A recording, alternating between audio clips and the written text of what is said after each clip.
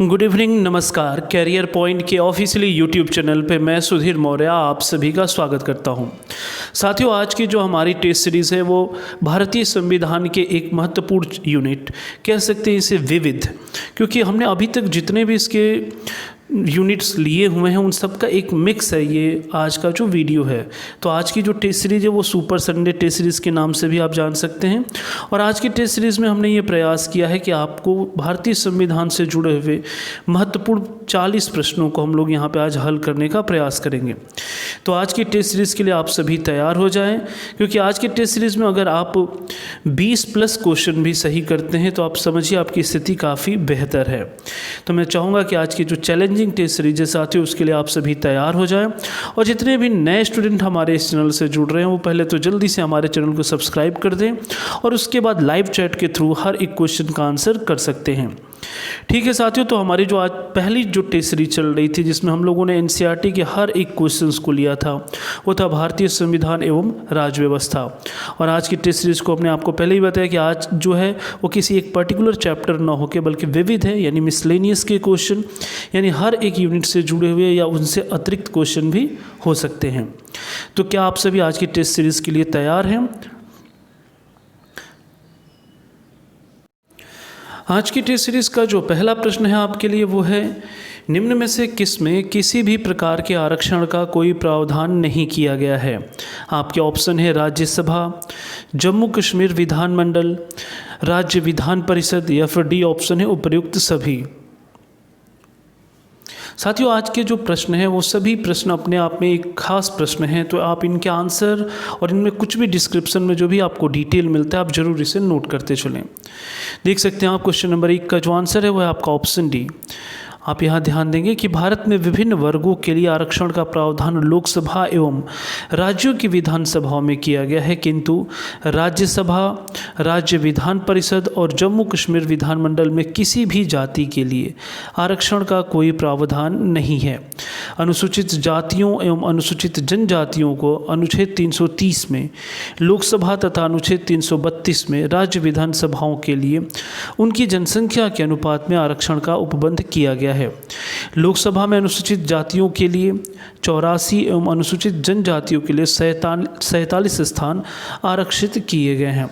तो उम्मीद है आप यहाँ इसकी व्याख्या के माध्यम से इस प्रश्न को आप समझ पाए होंगे। बढ़ते हैं हम अपने नेक्स्ट क्वेश्चन की तरफ। क्वेश्चन नंबर 2 देख सकते हैं आप। नीचे दिए गए 2 वक्तव्य दिए गए हैं, इनमें से एक कथन है और दूसरे को कारण कहा गया है। कथन है आपके लिए कि अल्पसंख्यक शब्द की भारत के संविधान में परिभाषा नहीं दी गई है।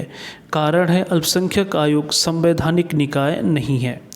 उपरोक्त कथनों में से कौन सा कथन सही है? आपके ऑप्शन ए है कि ए और आर, यानी जो आर्गूमेंट और जो रीज़न है वो दोनों सही हैं और ए की सही व्याख्या आर करता है, जबकि बी ऑप्शन है ए और आर दोनों सही हैं परंतु ए की सही व्याख्या आर नहीं करता। सी ऑप्शन है आपके लिए ए सही है परंतु आर गलत है, जबकि डी ऑप्शन है ए गलत है परंतु आर गलत है। इन चारों विकल्पों को आप देख सकते हैं, ऊपर प्रश्न को देख सकते हैं और इसके बाद अपने आंसर कमेंट सेक्शन में ज़रूर बताएं। ये प्रश्न कई बार आप देखेंगे अलग अलग परीक्षाओं में कई बार पूछा गया प्रश्न है। देख सकते हैं आप क्वेश्चन नंबर जो 2 है साथियों, इसका जो आंसर है वो है आपका ऑप्शन बी, यानी कि ए और आर दोनों सही हैं परंतु ए की सही व्याख्या आर नहीं करता। यहाँ आप डिटेल देख सकते हैं। भारतीय संविधान में अल्पसंख्यक शब्द को परिभाषित नहीं किया गया है। अल्पसंख्यक आयोग एक संवैधानिक निकाय है, न कि संवैधानिक। राष्ट्रीय अल्पसंख्यक आयोग का गठन वर्ष 1992 में संसद द्वारा पारित विधि के द्वारा किया गया। इस प्रकार कथन एवं कारण दोनों सही हैं परंतु कारण कथन की सही व्याख्या नहीं करता। तो उम्मीद है कि आप इस क्वेश्चन को समझ पाए होंगे। और एक चीज़ और ध्यान रखेंगे साथियों, जो कथन और कारण देता है, ऐसे प्रश्नों को आप जब भी हल करें तो सबसे पहले क्या होता है कि कारण को पढ़ा जाता है। अगर कारण को पढ़ने के बाद एक उससे सवाल करिए क्योंकि सवाल का अगर जवाब ऊपर का कथन देता है तो कहा जाता है कि उसकी सही व्याख्या करता है। तो यहाँ पे आप ध्यान से देख सकते हैं, हम पहले अगर पढ़ते हैं अल्पसंख्यक आयोग संवैधानिक निकाय नहीं है, क्योंकि अल्पसंख्यक शब्द की भारत के संविधान में परिभाषा नहीं दी गई। आप देखेंगे दोनों एक दूसरे को जस्टिफाई नहीं करेंगे। हालांकि फैक्ट और जानकारी के आधार पर आपको ये जरूर पता होना चाहिए कि दोनों कथन और कारण सही हैं या फिर गलत। तो यहाँ देखेंगे आप, ये दोनों ही कथन सही हैं और कारण भी सही है, लेकिन उसकी उपयुक्त व्याख्या ये नहीं है। बढ़ते हम अपने नेक्स्ट क्वेश्चन की तरफ। क्वेश्चन नंबर 3 देख सकते हैं आप। भारतीय संविधान का भाग 16 किससे संबंधित है? आपके ऑप्शंस हैं प्रशासनिक अधिकरणों से, अखिल भारतीय सेवाओं से, वित्त आयोग से, लोकसभा एवं राज्यों की विधानसभाओं में आंग्ल भारतीय समुदाय के प्रतिनिधित्व से। आप यहाँ चारों ऑप्शंस को देख सकते हैं। क्वेश्चन नंबर जो 3 है साथियों, इसका जो आंसर है वो है आपका ऑप्शन डी। यहाँ आप ध्यान रखेंगे कि भारतीय संविधान के भाग 16 में अनुच्छेद 330 से 342 तक के अंतर्गत कुछ वर्गों के संबंध में विशेष प्रावधान किए गए हैं। आर्टिकल 331 में लोकसभा में आंग्ल भारतीय समुदाय यानी एंग्लो इंडियन कम्युनिटी का प्रतिनिधित्व एवं आर्टिकल 333 में राज्यों की विधानसभाओं में आंग्ल भारतीय समुदाय के प्रतिनिधित्व का उल्लेख किया गया है। नेक्स्ट क्वेश्चन देख सकते हैं आप। क्वेश्चन नंबर जो 4 है आपके लिए कि किसी जाति तथा जनजाति को अनुसूचित जाति तथा अनुसूचित जनजाति घोषित करने हेतु सक्षम संवैधानिक प्राधिकारी कौन है? भारत का राष्ट्रपति, भारत का प्रधानमंत्री, समाज कल्याण मंत्री या फिर डी ऑप्शन है अनुसूचित जनजाति आयोग का अध्यक्ष। साथियों, आज की जो टेस्ट सीरीज़ है वो भारतीय संविधान के एनसीईआरटी से संबंधित जितने भी प्रश्न हो सकते हैं और हमने जितने यूनिट्स किए हैं आज उनका ये लास्ट यूनिट है। इसके बाद हम एक नए सब्जेक्ट की शुरुआत करेंगे। तो फिलहाल जो क्वेश्चन नंबर 4 है इसका जो आंसर है वो है आपका ऑप्शन ए।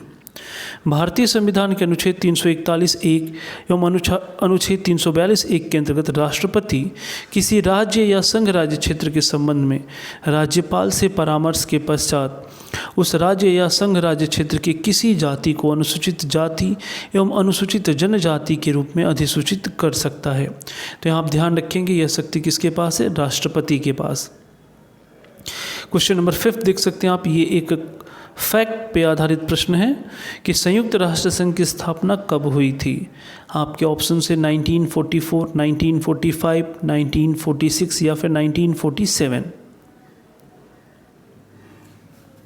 आपको बताना है संयुक्त राष्ट्र संघ यानी यूएनओ की स्थापना कब हुई थी। क्वेश्चन नंबर जो 5 है साथियों, इसका जो आंसर है वो है आपका ऑप्शन बी 1945। यहाँ आप ध्यान रखेंगे कि संयुक्त राष्ट्र संघ की स्थापना 24 अक्टूबर 1945 को हुई थी। इसका उद्देश्य अंतर्राष्ट्रीय कानूनों को सुविधाजनक बनाना है जिससे अंतर्राष्ट्रीय सुरक्षा, आर्थिक विकास, सामाजिक प्रगति, मानवाधिकार और विश्व शांति जैसे लक्ष्यों की प्राप्ति हो सके। बढ़ते हम अपने नेक्स्ट क्वेश्चन की तरफ। क्वेश्चन नंबर जो 6 है आपके लिए कि संयुक्त राष्ट्र सुरक्षा परिषद में स्थायी सदस्यों की संख्या कितनी है? आपके ऑप्शन से 6 हैं या फिर 5 हैं, 4 हैं या फिर 3 हैं। आपको बताना है कि राष्ट्रीय सुरक्षा परिषद में स्थायी सदस्य की संख्या कितनी है। क्वेश्चन नंबर जो 6 है साथियों, इसका जो आंसर है वो है आपका ऑप्शन बी यानी 5। यहाँ आप ध्यान रखेंगे कि संयुक्त राष्ट्र संघ के 6 अंगों में सुरक्षा परिषद एक प्रमुख अंग है। इसका उद्देश्य अंतर्राष्ट्रीय शांति और सुरक्षा को बनाए रखना है। सुरक्षा परिषद के 15 सदस्य होते हैं जिसमें से 5 स्थायी सदस्य हैं और ये जो 5 हैं वो हैं अमेरिका, फ्रांस, चीन, ब्रिटेन एवं रूस। शेष 10 अस्थायी सदस्य 2 वर्ष के कार्यकाल के लिए संयुक्त राष्ट्र महासभा द्वारा चुने जाते हैं। आप ध्यान रखेंगे साथियों, ये जो 5 स्थायी सदस्य होते हैं इन्हें एक अतिरिक्त पावर यानी वीटो पावर की शक्ति भी होती है। नेक्स्ट क्वेश्चन की तरफ बढ़ते हैं। क्वेश्चन नंबर 7 देख सकते हैं आपके निम्नलिखित में से कौन संयुक्त राष्ट्र संघ के प्रथम अफ्रीकी महासचिव रहे हैं? आपके ऑप्शन है Ban Ki Moon, B option है Javier Perez de Cuellar, C option है बुतरस घाली या फिर डी ऑप्शन है यू थांट। आपको बताना है अफ्रीकी महासचिव कौन रहे हैं।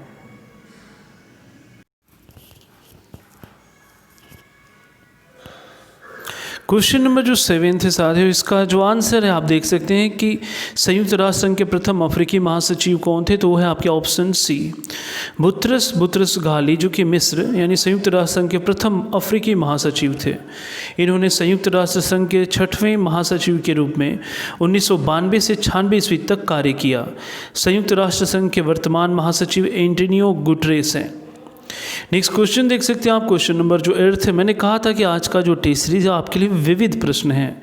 Universal declaration of human rights में कुल कितने अनुच्छेद हैं? आपके ऑप्शन है 29, बी ऑप्शन है 28, सी ऑप्शन है 30 या फिर डी ऑप्शन है 32।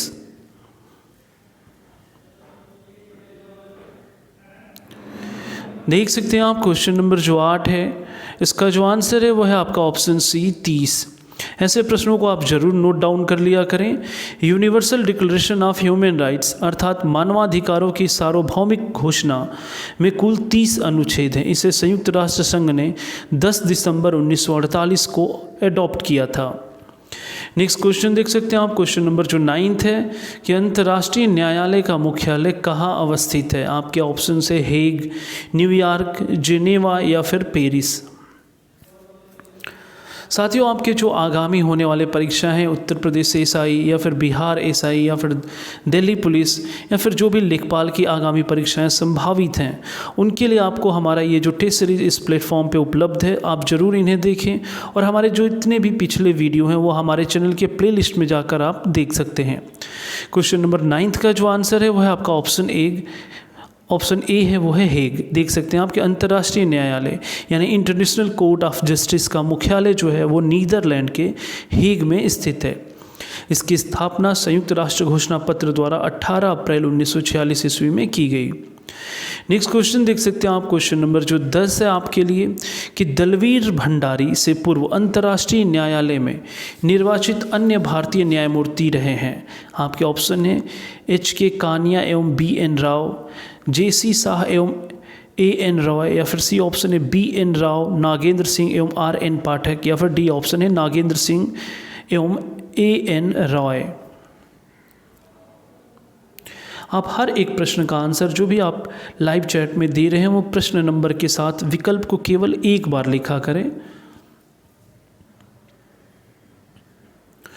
क्वेश्चन नंबर 10 का जो आंसर है वो यहाँ आप देख सकते हैं, वो है आपका ऑप्शन सी। अंतर्राष्ट्रीय न्यायालय के वर्तमान जो अध्यक्ष हैं वो अब्दुल कवी अहमद यूसुफ हैं। अंतर्राष्ट्रीय न्यायालय में अब तक निर्वाचित भारतीय जो हैं वो निम्न हैं: BN राव, नागेंद्र सिंह, RN पाठक, दलवीर भंडारी तथा इन्हें दूसरे कार्यकाल के लिए भी पुनर्निर्वाचित कर लिया गया है। आप ध्यान रखेंगे जो दलवीर भंडारी हैं उन्हें उनके दूसरे कार्यकाल यानी 2018 से 2027 के लिए पुनर्निर्वाचित किया गया है। बढ़ते हम अपने नेक्स्ट क्वेश्चन की तरफ, क्वेश्चन नंबर 11, जो कि उम्मीद है कि आप सभी लोग इसका सही आंसर करेंगे। अंतर्राष्ट्रीय अहिंसा दिवस कब मनाया जाता है? आपके ऑप्शन है 10 दिसंबर को, 30 जनवरी को, 2 अक्टूबर को या फिर 23 मार्च को। क्वेश्चन नंबर जो 11 साथियों, इसका जो आंसर है वो है आपका ऑप्शन सी 2 अक्टूबर। देख सकते हैं आप 15 जून 2007 को संयुक्त राष्ट्र महासभा ने महात्मा गांधी के जन्म दिवस 2 अक्टूबर को अंतर्राष्ट्रीय अहिंसा दिवस के रूप में घोषित किया। तभी से प्रति वर्ष 2 अक्टूबर को अंतर्राष्ट्रीय अहिंसा दिवस मनाया जाता है। नेक्स्ट क्वेश्चन देख सकते हैं आप, क्वेश्चन नंबर जो 12 है आपके लिए कि अध्यक्षीय शासन व्यवस्था का उदय सर्वप्रथम किस देश में हुआ? आपके ऑप्शन है यूगोस्लाविया, मिस्र, स्विट्जरलैंड या फिर डी ऑप्शन है संयुक्त राज्य अमेरिका।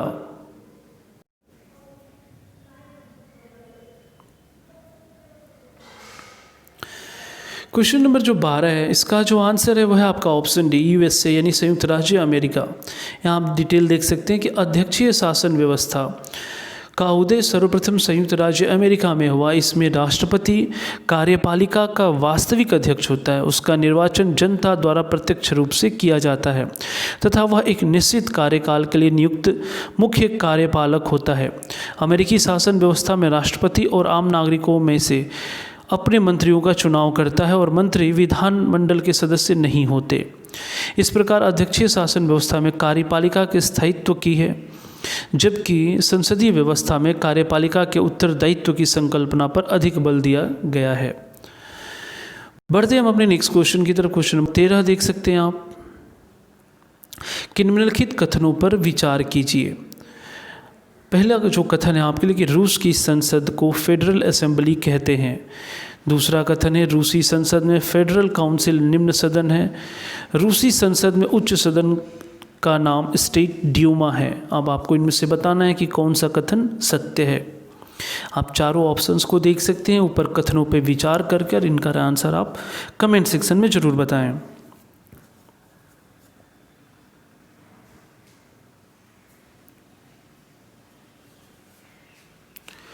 क्वेश्चन नंबर जो 13 है साथियों, इसका जो आंसर है वो आप देख सकते हैं, वो है आपका ऑप्शन डी केवल एक। यहाँ ध्यान से देख सकते हैं कि रूस की संसद का नाम फेडरल असेंबली है, ये कथन सही है। जबकि संसद के निम्न सदन को स्टेट ड्यूमा तथा उच्च सदन को फेडरल काउंसिल कहा जाता है। इस प्रकार केवल कथन एक सही है, बाकी 2 और 3 एक दूसरे को देखेंगे आप, ये विपरीत क्रम में लिख दिए गए थे। क्वेश्चन नंबर 14 देख सकते हैं आप, तास कहाँ की समाचार एजेंसी है। आप ध्यान रखेंगे तास कहाँ की समाचार एजेंसी है। आपके ऑप्शन है जर्मनी, फ्रांस, रूस या फिर ईरान।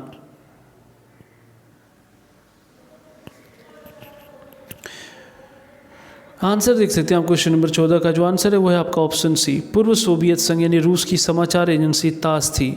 सोवियत संघ के विघटन के पश्चात इसे वर्ष 1992 में इंफॉर्मेशन टेलीग्राफ एजेंसी ऑफ रूस ITAR में सम्मिलित कर दिया गया, किंतु वर्ष 2014 में इसका नाम पुनः तास कर दिया गया है।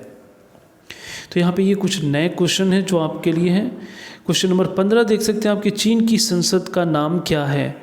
National assembly, national people's congress, national parliament of चीन या फिर हाउस ऑफ डेमोक्रेसी ऑफ चीन। क्वेश्चन नंबर 15 देख सकते हैं, आपसे बताना है कि चीन की संसद का नाम क्या है।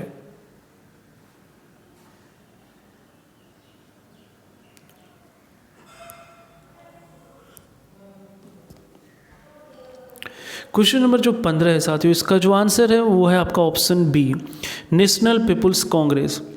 चीनी जनवादी कांग्रेस यानी पीपुल्स ऑफ रिपब्लिक चाइना की संसद को नेशनल पीपुल कांग्रेस के नाम से जाना जाता है। यह वर्तमान में 2980 सदस्यों के साथ विश्व की सबसे बड़ी संसद है, परंतु वास्तव में यह रबर स्टाम्प विधायिका है जो चीन की कम्युनिस्ट पार्टी के द्वारा लिए गए निर्णयों पर मुहर लगाती है। नेक्स्ट क्वेश्चन देख सकते हैं, क्वेश्चन नंबर 16 कि जापान की संसद को क्या कहा जाता है। ये प्रश्न बहुत बार पूछा गया है, तो आप इसे जरूर ध्यान रखेंगे। आपके ऑप्शन है रिक्सडेग, डाइट, जनरल कोर्ट्स या फिर इनमें से कोई नहीं।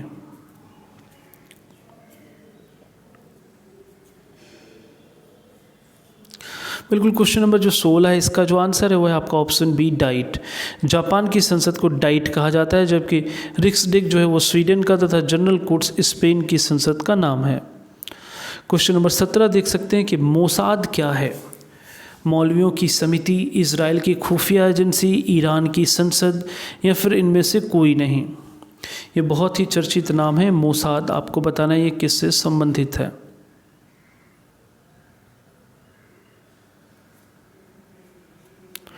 देख सकते हैं आप क्वेश्चन नंबर जो 17, इसका आंसर है ऑप्शन बी, इजराइल की सरकारी खुफिया एजेंसी मोसाद, जिसकी स्थापना गोपनीय सूचना प्राप्त करने, गुप्त ऑपरेशन और आतंकवाद से लड़ने के लिए की गई है।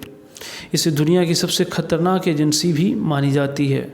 नेक्स्ट क्वेश्चन देख सकते हैं आप क्वेश्चन नंबर जो 18 है आपके लिए, कि प्रथम भारतीय प्रधानमंत्री जिन्होंने अफगानिस्तान की यात्रा की थी। आपके ऑप्शन है पंडित जवाहरलाल नेहरू, इंद्र कुमार गुजराल, अटल बिहारी वाजपेयी या फिर डी ऑप्शन है मनमोहन सिंह।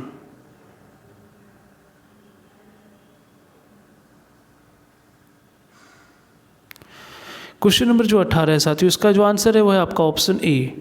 सर्वप्रथम वर्ष 1959 में भारत के प्रधानमंत्री जवाहरलाल नेहरू ने अफगानिस्तान की यात्रा की थी।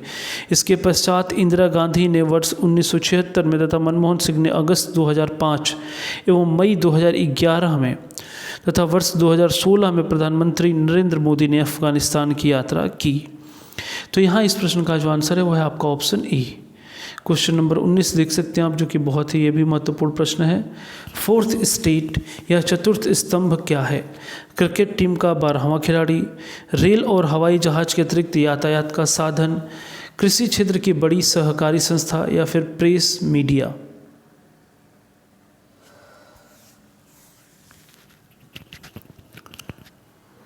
बिल्कुल, क्वेश्चन नंबर जो 19 है उसका जो आंसर है वो है आपका ऑप्शन डी, प्रेस या फिर मीडिया। ध्यान दें, लोकतंत्र को पूरे विश्व में स्थापित करने में मीडिया ने महत्वपूर्ण भूमिका निभाई है। 18वीं शताब्दी के पश्चात विशेष रूप से अमेरिकी स्वतंत्रता आंदोलन, फ्रांसीसी क्रांतियों में 19वीं शताब्दी में भारत के स्वतंत्रता आंदोलन के समक्ष मीडिया ने जनता तक पहुंचने और ज्ञान के साथ उन्हें सक्षम बनाने में महत्वपूर्ण योगदान दिया। लोकतांत्रिक देशों में विधायिका, कार्यपालिका एवं न्यायपालिका के कार्यों पर नज़र रखने एवं राष्ट्र निर्माण में अपनी महत्वपूर्ण भूमिका के कारण मीडिया को लोकतंत्र का चौथा स्तंभ भी माना जाता है। नेक्स्ट क्वेश्चन देख सकते हैं आप, क्वेश्चन नंबर 20 कि निम्नलिखित में से कौन सा एक पंचशील का सिद्धांत नहीं है? गुट निरपेक्षता, शांतिपूर्ण सह अस्तित्व, एक दूसरे की अखंडता एवं प्रभुता का सम्मान, एक दूसरे के आंतरिक मामलों में हस्तक्षेप न करना। हालांकि इस प्रश्न को हम लोग अपने पिछले टेस्ट सीरीज में सॉल्व कर चुके हैं, तो मैं उम्मीद करता हूं कि आपके ज़्यादातर लोगों के आंसर इस प्रश्न के सही होंगे। क्वेश्चन नंबर जो 20 है साथियों, इसका जो आंसर है वो है आपका ऑप्शन ए, गुट निरपेक्षता। आप ध्यान रखेंगे, पंचशील शब्द ऐतिहासिक बौद्ध अभिलेखों से लिया गया है, जो बौद्ध भिक्षुओं का व्यवहार निर्धारित करने वाले 5 निषेध होते थे। मानव कल्याण तथा विश्व शांति के आदर्शों की स्थापना के लिए विभिन्न सामाजिक, राजनीतिक, आर्थिक वाले देशों ने पंचशील सिद्धांत को अपनाया है। इनके 5 सिद्धांत निम्न हैं: एक दूसरे की अखंडता और संप्रभुता का सम्मान करना, एक दूसरे पर आक्रमण न करना, एक दूसरे के आंतरिक मामलों में हस्तक्षेप न करना, समान और परस्पर लाभकारी संबंध तथा शांतिपूर्ण सह अस्तित्व। तो उम्मीद है कि आप पंचशील सिद्धांत के बारे में भी सब कुछ समझ पाए होंगे। बढ़ते हैं नेक्स्ट क्वेश्चन की तरफ। क्वेश्चन नंबर 21 देख सकते हैं आप।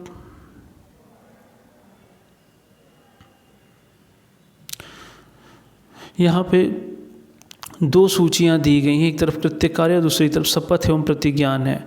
इन्हें आप देखकर नीचे दिए गए ऑप्शन के हिसाब से इन्हें मैच कराएं।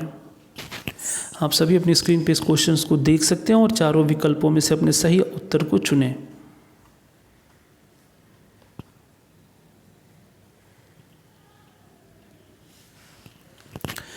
देख सकते हैं आप, क्वेश्चन नंबर जो आपके लिए 21 है, इसका जो आंसर है वो है आपका ऑप्शन सी। भारत का राष्ट्रपति निष्ठापूर्वक अपने कर्तव्यों का निर्वहन एवं संविधान के परिरक्षण, संरक्षण और प्रतिरक्षण की शपथ लेता है। सर्वोच्च न्यायालय का न्यायाधीश संविधान एवं विधि की मर्यादा बनाए रखने एवं संविधान के प्रति श्रद्धा एवं निष्ठा की शपथ लेता है। संघ का मंत्री सूचना की गोपनीयता की शपथ लेता है। संसद सदस्य कर्तव्यों के निष्ठापूर्वक निर्वहन की शपथ लेते हैं। राष्ट्रपति की शपथ या प्रतिज्ञान का उल्लेख अनुच्छेद 60 में किया गया है, जबकि अन्य तीनों की शपथ का उल्लेख संविधान की 3री अनुसूची में किया गया है। नेक्स्ट क्वेश्चन देख सकते हैं आप, क्वेश्चन नंबर जो 22 है, इसमें भी 2 सूचियां दी गई हैं और नीचे 4 विकल्प दिए गए हैं। उन आधार पर आपको इसे सुमेलित करना है।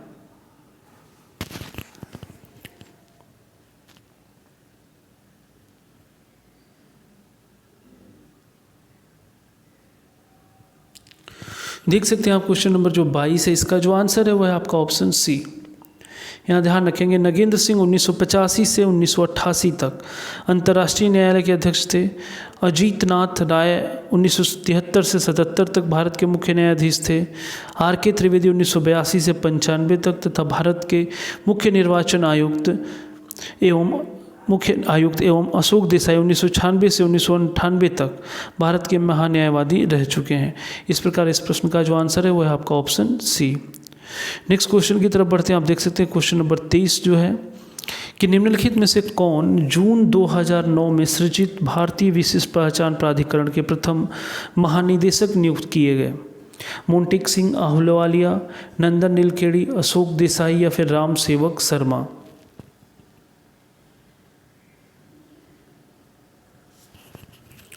क्वेश्चन नंबर जो 23 है साथियों, इसका जो आंसर है वो है आपका ऑप्शन बी।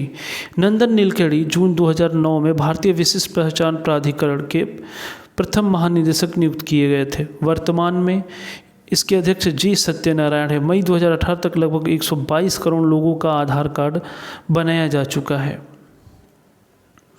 क्वेश्चन नंबर 24 देख सकते हैं आप, यहाँ पे भी सूचियों को सुमेलित करना है।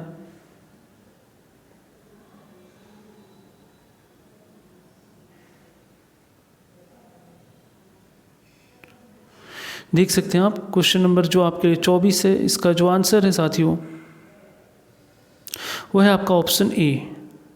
यहाँ ध्यान रखेंगे आपके भारत का उपराष्ट्रपति राज्यसभा का पदेन सभापति होता है। भारत के नियंत्रक को महालेखा परीक्षक की रिपोर्ट पर संसद की लोक लेखा समिति जांच करती है।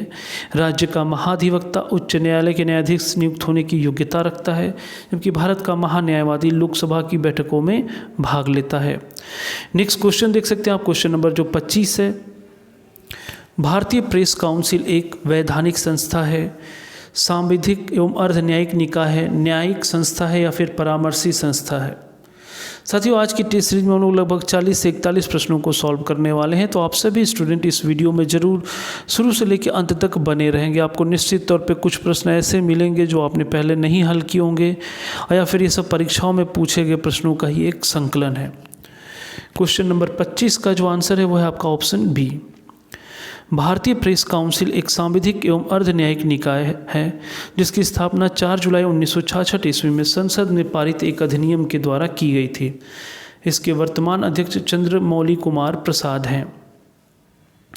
नेक्स्ट क्वेश्चन देख सकते हैं आप, क्वेश्चन नंबर जो 26 है आपके लिए कि निम्नलिखित में से कौन सा एक मानव संसाधन विकास मंत्रालय का विभाग नहीं है। आपके ऑप्शन है प्राथमिक शिक्षा और साक्षरता विभाग, माध्यमिक शिक्षा और उच्च शिक्षा विभाग, तकनीकी शिक्षा विभाग या फिर महिला और बाल विकास विभाग।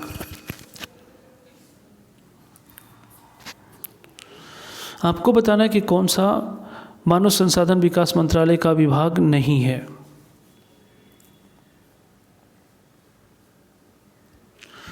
क्वेश्चन नंबर जो 26 है इसका जो आंसर है वो है आपका ऑप्शन डी, महिला एवं बाल विकास विभाग। यहाँ आप देख सकते हैं कि मानव संसाधन विकास मंत्रालय के वर्तमान 2 विभाग हैं, स्कूली शिक्षा और साक्षरता विभाग तथा उच्चतर शिक्षा विभाग। उच्चतर शिक्षा विभाग के अंतर्गत विश्वविद्यालय और उच्च स्तर शिक्षा एवं तकनीकी शिक्षा विभाग उप विभाग के रूप में शामिल है। महिला एवं बाल विकास विभाग की स्थापना वर्ष 1985 में मानव संसाधन विकास मंत्रालय के अंतर्गत की गई थी, किंतु 30 जनवरी 2006 को हम इस विभाग को मंत्रालय का दर्जा दे दिया गया है। इसका उद्देश्य महिलाओं तथा बच्चों के समग्र विकास को बढ़ावा देना है। क्वेश्चन देख सकते हैं क्वेश्चन नंबर जो 27 है कि निम्नलिखित का सही कालानुक्रम क्या है। शिमला समझौता, भारतीय सोवियत समझौता, फरक्का समझौता या फिर ताशकंद समझौता। इन चारों को नीचे दिए गए चारों विकल्पों में से किसी एक पे सही टिक कर सकते हैं आप।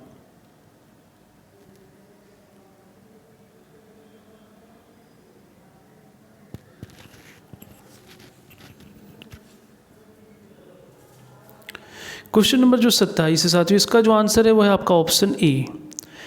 देख सकते हैं आप कि 11 दिसंबर 1966 को भारत पाकिस्तान के मध्य ताशकंद समझौता, 9 अगस्त 1971 में शांति मैत्री एवं सहयोग के लिए ऐतिहासिक भारतीय सोवियत समझौता, 2 जुलाई 1972 को भारत पाकिस्तान के मध्य शिमला समझौता तथा वर्ष 1975 में भारत बांग्लादेश के मध्य फरक्का बैराज समझौता हुआ था। यहाँ पे आप जो भी डिटेल्स दिया गया आप इन्हें एक बार वीडियो को ज़रूर और देखें और इन फैक्ट्स को आप ज़रूर नोट कर लें, क्योंकि यहाँ से प्रश्न आपको निश्चित तौर पे आगामी परीक्षाओं में मिल सकते हैं।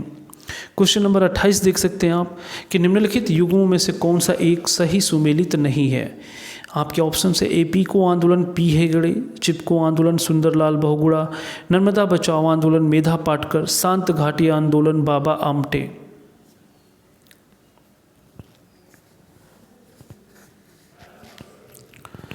देख सकते हैं आप क्वेश्चन नंबर जो 28 का आंसर है वह है आपका ऑप्शन डी, शांत घाटी आंदोलन से सुगाथा कुमारी संबंधित थे, जबकि बाबा आमटे वन्य जीव संरक्षण तथा नर्मदा बचाओ आंदोलन से जुड़े थे। नेक्स्ट क्वेश्चन देख सकते हैं आप क्वेश्चन नंबर जो 29 है कि निम्नलिखित युग्मों पर विचार कीजिए। क्षेत्र जो प्रायः समाचार में आते हैं, यहाँ पे क्षेत्रों का नाम और उसके देश का नाम दिया गया, आपको बताना है कौन सा इसमें सही सुमेलित है। चेचन्या, रूस, दारफुर, माली, स्वात घाटी, इराक। आपको बताना है कि उपरोक्त में से कौन सा युग्म सही सुमेलित है।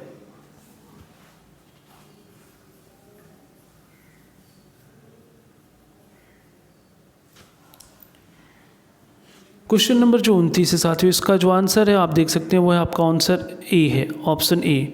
चेचन्या रूस का एक गणतंत्र है। यह काकेशस पर्वत के उत्तर में कैस्पियन सागर से 100 किलोमीटर की दूरी पर स्थित है, जबकि दारफूर सूडान के पश्चिमी भाग में स्थित एक विवादित क्षेत्र है, और जबकि स्वात घाटी पाकिस्तान के खैबर पख्तूनिया प्रांत में स्थित एक प्रशासनिक जिला है। अतः यहाँ दिए गए में पहला जो चेचन्या रूस है बस केवल वही सही है। नेक्स्ट क्वेश्चन देख सकते हैं, क्वेश्चन नंबर जो 30 है, एशिया विकास बैंक का इंडिया रेजिडेंट मिशन कहाँ अवस्थित है? आपके ऑप्शन है मुंबई में, नई दिल्ली में, कोलकाता में या फिर बेंगलुरु में। मैंने आपको पहले भी कहा कि आज की टेस्ट सीरीज में जो प्रश्न है वो विविध से संबंधित है, यानी अलग अलग टॉपिक के बहुत सारे प्रश्न जो पेपरों में पूछे जाते हैं उनका एक ये बेहतरीन कलेक्शन है। क्वेश्चन नंबर जो 30 है साथियों, इसका जो आंसर है वो है आपका ऑप्शन बी, नई दिल्ली में। देख सकते हैं आपके एडीबी की स्थापना 19 दिसंबर 1966 में की गई। इसका मुख्यालय फिलीपींस की राजधानी मनीला में अवस्थित है। इसका इंडिया रेजिडेंट मिशन नई दिल्ली में अवस्थित है।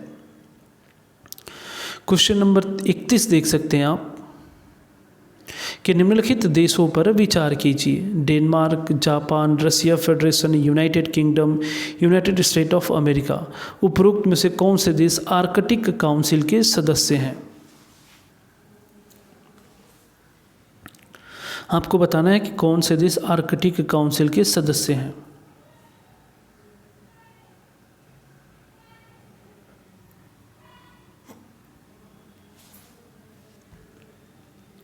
क्वेश्चन नंबर जो 31 है, इसका जो आंसर है वह आपका ऑप्शन डी, 1, 3 व 5। देख सकते हैं आर्कटिक परिषद की स्थापना ओटावा घोषणा पत्र के द्वारा वर्ष 1996 में की गई थी। इसके निम्न 8 सदस्य देश हैं: डेनमार्क, रूस, Finland, Norway, Sweden, America, Iceland और कनाडा। यह एक अंतर सरकारी संगठन है तथा इसका उद्देश्य आर्कटिक क्षेत्र के पर्यावरण संरक्षण तथा सहयोग, समन्वय और संसाधनों के समुचित उपयोग को प्रोत्साहन देना है। नेक्स्ट क्वेश्चन की तरफ बढ़ते हैं। क्वेश्चन नंबर 32 देख सकते हैं आप कि निम्नलिखित में से कौन किसी देश की सर्वप्रथम महिला प्रधानमंत्री बनी थी? आपके ऑप्शन है सिरिमाओ भंडारनायके, मार्गरेट थैचर, गोल्डा मीर या फिर इंदिरा गांधी।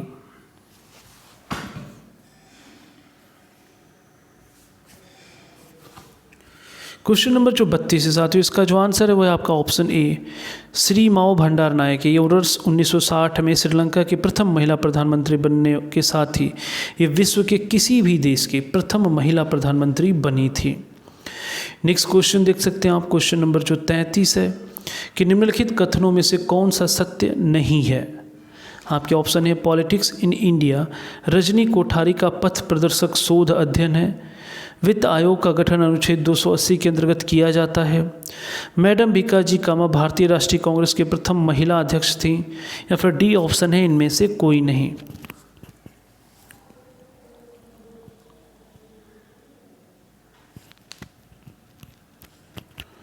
देख सकते हैं आप क्वेश्चन नंबर जो 33 है साथियों, इसका जो आंसर है वो है आपका ऑप्शन, देख सकते हैं यहाँ पे डिटेल ऑप्शन है आपका सी, क्योंकि मैडम भीकाजी कामा जर्मनी के स्टुटगार्ट में 22 अगस्त 1907 को अंतर्राष्ट्रीय सोशलिस्ट कांग्रेस के सम्मेलन में तिरंगा फहराने के लिए प्रसिद्ध हैं, जबकि एनी बेसेंट भारतीय राष्ट्रीय कांग्रेस की प्रथम महिला अध्यक्ष थीं, जिन्होंने भारतीय राष्ट्रीय कांग्रेस की कलकत्ता के अधिवेशन की अध्यक्षता वर्ष 1917 में की थी।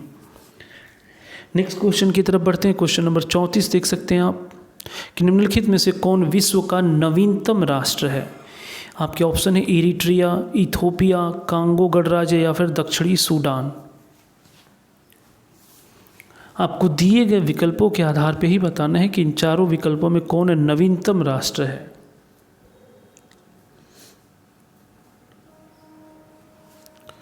क्वेश्चन नंबर जो 34 है साथियों, इसका जो आंसर है वो है आपका ऑप्शन डी, दक्षिणी सूडान। आप ध्यान रखेंगे 9 जुलाई 2011 को सूडान से अलग होकर एक नवीनतम राष्ट्र दक्षिणी सूडान बना, जिसकी राजधानी जूबा है। यह संयुक्त राष्ट्र संघ का 193वां देश है। क्वेश्चन नंबर 35 देख सकते हैं आप कि निम्नलिखित अधिकारियों पर विचार कीजिए तथा उनके वरीयता क्रम का सही अनुक्रम ऑप्शन के साथ बताएं। मंत्रिमंडल सचिव, मुख्य निर्वाचन आयुक्त, संघ के कैबिनेट मंत्री और चौथा है भारत के मुख्य न्यायाधीश।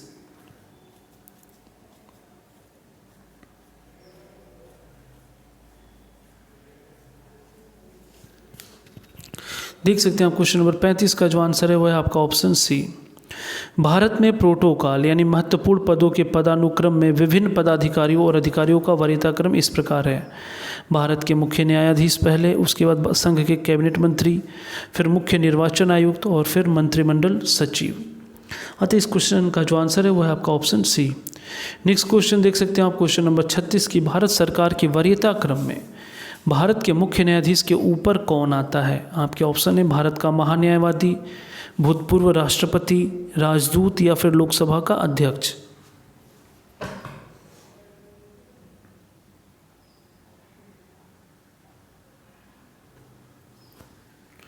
क्वेश्चन नंबर जो 36 है इसका जो आंसर है वह है आपका ऑप्शन बी।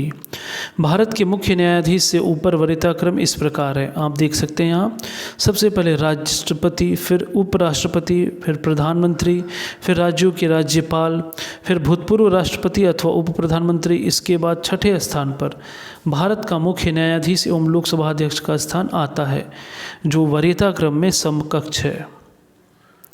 नेक्स्ट क्वेश्चन देख सकते हैं क्वेश्चन नंबर 37 की केंद्रीय कर्मचारियों के वेतन पुनरीक्षण हेतु सिफारिश देने के लिए छठे वेतन आयोग के अध्यक्ष कौन है। A Radharaman, B N Srikrishna, R H Dholakia या फिर वीरप्पा मोइली।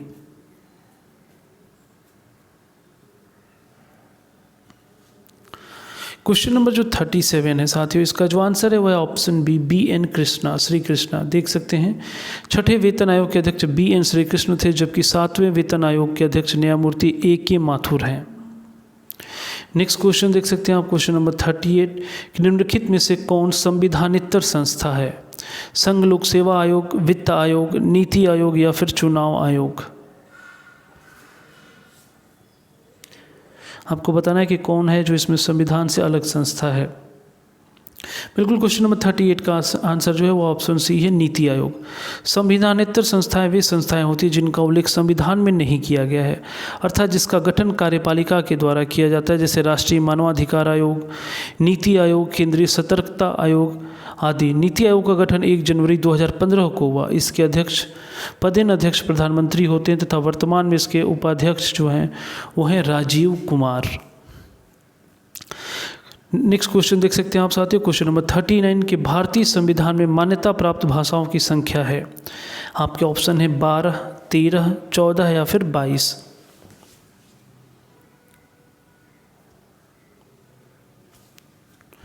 क्वेश्चन नंबर जो 39 है इसका जो आंसर है वह आपका ऑप्शन डी 22। यहाँ ध्यान देंगे आप कि भाषाओं संबंधित प्रावधान का उल्लेख संविधान की 8वीं अनुसूची में किया गया है।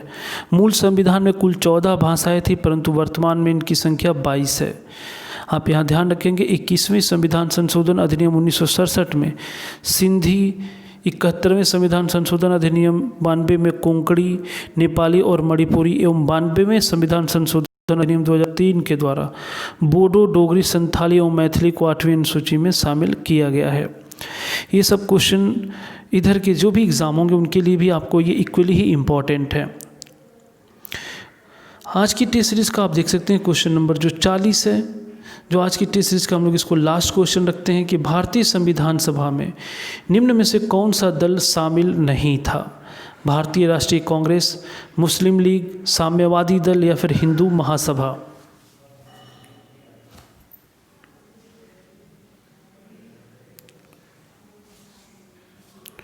क्वेश्चन नंबर जो 40 है साथियों इसका जो आंसर है वह है आपका ऑप्शन डी, हिंदू महासभा। आप ध्यान देंगे हिंदू महासभा की स्थापना वर्ष 1915 में हुई थी। इस दल ने संविधान सभा में भाग नहीं लिया, जबकि मुस्लिम लीग के सदस्यों ने संविधान सभा का बहिष्कार किया था।